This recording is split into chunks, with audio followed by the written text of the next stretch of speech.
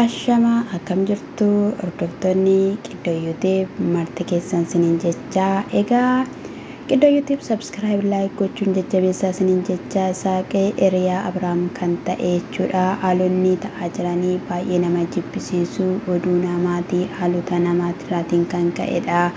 Anis immoo deemuudhaaf waan hin ta'eefi isaaniin araarsee deemuun qabaa amma mucaanis dhufeetoo jira iddoo tokkotti kan isaan guddisuudha qabanii yoo jedhu jechuudha. Egaa kan dubbachaa ture Abrahaamis yeroo inni dhufutti Abrahaamii ani akkasiin waliin araaramtanii jiraattanii barbaada. Mucaan dhalate kunis maaliidhaan ilaalee baree akka guddatudha. Kanaaf isiniin iddoo tokko ta'uu qabdu jennaan ishiin oduu nama dhageessi. Ani wantin ani hin goone tokkollee hin jiru yoo jedhu dubbatee jira jechuudha. Ani mana hin seenu ati dhaqiitoo waan ishiin siin jettu yoo kottu jetti ta'eera ta'ee naa bilbilii nanii dhufaa akkasumas immoo kaameraa qabattee anaaf jettee na eeguun kee waan guddaadha.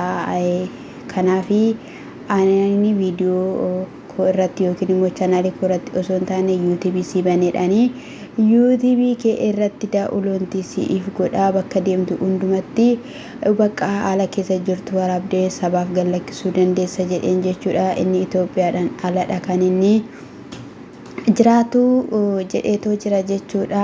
Mee jechuudha gaaffii roottaa haalli roottaa namaa fi maaliif akka galuu didee anaaf gaaffii guddaadha jechuudha. Namittiin jechuudha viidiyoo isaanii argee ilaaleera hojjechuudhaaf ganama ibsaan bira hin turre jechuudha. Turkiinis hin jiru hanga kanaatti mana deemtee naaf dhiisii akkatti abbaa manaa jiraachisanii sitti agarsiisaa hanga jettuun jechuudha. Kana hunduma daffaramuuni maal jechuudha. Hiriyoonni Abrahaamoo Abeeloo maal haasawaa jira, maal dubbachaa jira, Kaaleeboo maalidha kan inni haasawaa jiru, maalidhas maal taatanii jireenya mucaa kanaa keessaa yoo baatanodha. Amma sodaan ishee jechuudha akkasuma ta'etti yoo itti galee boru maalanii abdii qaba wabii maalan qaba jettee kan ishiin sodaachaa jirtu jechuudha. Kaaniif namoota ammoo jechuudha sashii warqii deebistanii roottaatti deebi'anii arrabsaatoo jiru jechuudha. Dubartiin mee zimmi jettee mee akka dhiiraatti mee iyyaaddu wanti isinii galuu qabu fageessitee mee yaaddii maaliif jennaan wanti hundumtiyyuu ishiidha waan taateef jechuudha. Dhala kan guddisu ishiidha, abbaa mana kan qabu ishiidha. Waa meeqa taate ishee namichi kunoo narraa deemii siin fedhu jechuun dideewooti jechuudha. Hanga mooraa isaanii keessa geessisutti jechuudha. Abrahaamumatti erge malee na amanaa dhibbaan dhibba jechuudha. Kalleessaa Ermeelaan ofii ishiitii yaada ishiirraa kaatee qeeruuttaaf dhinnadhe. Dhugaan siniin jedhe isaaniin bareeraa haala isaanii bareeraa kanaaf itti erge jechuudha. Gaa'ii haa ta'u malee mucaan kun seenee jechuudhaan kan inni dhufee fi ruuttaa waan hundumayyuu dhiistee akkasa wajjiniin taatuun barbaada. Abrahaamiidhaan wajjinidhaan mucaa keessa faana kan guddiftu mucaan kee maaliif abbaa malee guddata jennaanii rakkoon qabu abbaa jaalala abbaa hin dhoowwu. Ani garuu yeroon of duuba deebi'ee qoy amma nagaatti deebine jennaan jedhee dhaqeen immoo kan biraa hargaa isa namni natti odeessu duwwaayyuu immoo osoo hin taane bakka harka kootiin fa'i yeroon ija kootiin fa'i sirrumatti yeroo nan argu ni jira wal quunnamaa akkaman godha. Bakka humna kootii ollatti ta'ee jira. Ani immoo waanan dubbadhu baay'een qaba kan kaameraa fuulduratti kan inaasaa hamne jetteetoo jirti jechuudha. Dhiphoon guddaan keessa ishee akka jirudha jechuudha. Kan dubbatamaatoo jiru jechuudha. Na dhugaa dubbachuudhaaf maatiin baay'een jechuudha aaraniitoo jiru jechuudha. Argitanitti yoo ta'e jechuudha. Maalidha kun hundumtu?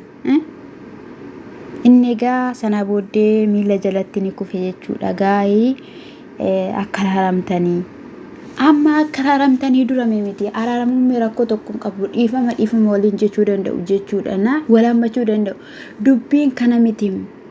Abrahaam akka inni jedhetti Abrahaam gaa'ela isaatiif amanamaadha jedhe. Nama miidiyaa waan ta'eef immoo dubartoonni baay'een hin dhufu beekamuudhaaf baramuudhaaf jedhe. Haa ta'uyyuu malee ishiinis dhufuun isaanii gaariidha.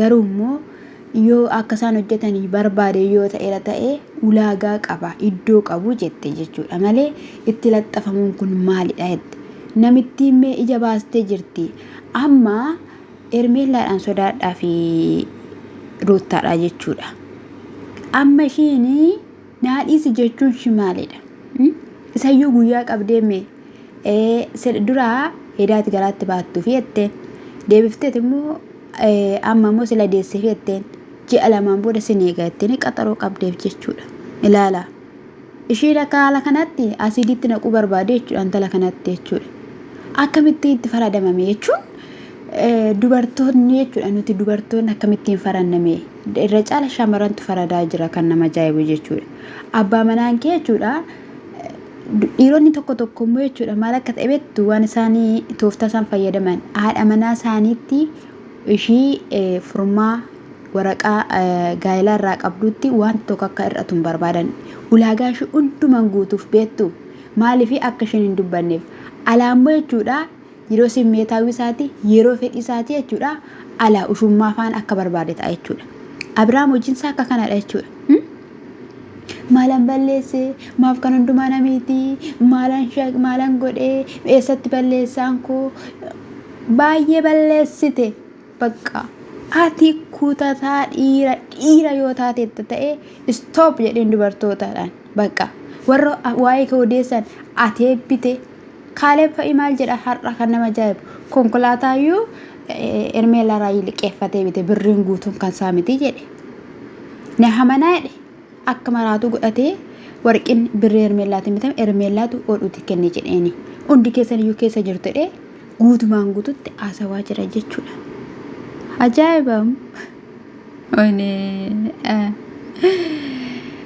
ayyaayyaayya akkam akka ta'umee walumaan ilaallagaa ishiin deebi'uu barbaadde dhugaa dubbachuudhaaf har'um kanallee jechuudha ammuun kanallee jechuudha naa rifachiiftee taa'ii bakka akka itti jetteeni teessistee jechuudha na mucaan dhoowwadhanii as garuu akka dhufan hin barbaadu abbaa kootii jeeqaa jiru ennaan asii bahee akka barbaaddetti argita jedheeraanii isa kanaaf rakkoon qabu bilbila keenaa kenniitii bilbila keetiidhaanii inaasofna garuu immoo isa waa'ee kootii guutumaan guututti inaraaramna tole jedhee seenii abdachiisu wanta jiru immoo inaasofna jetteen jechuudha na ajaa'iba dhugaa rabbi baay'ee nama dhiba gaa'ii baameetoo jira jechuudha gaa Abrahaam hin dhufne